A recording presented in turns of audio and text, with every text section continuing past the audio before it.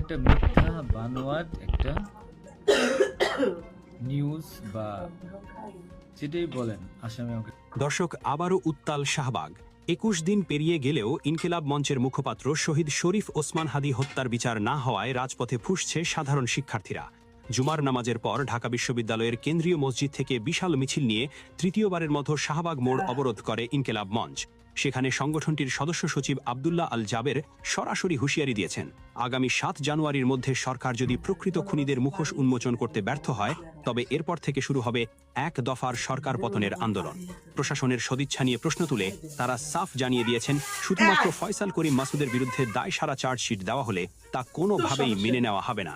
এর আগেও ২ দফা শাহবাগে অবস্থান কর্মসূচি পালন করা হলেও এবারের আল্টিমেটাম পরিস্থিতিকে ভিন্ন দিকে মোড় দিচ্ছে।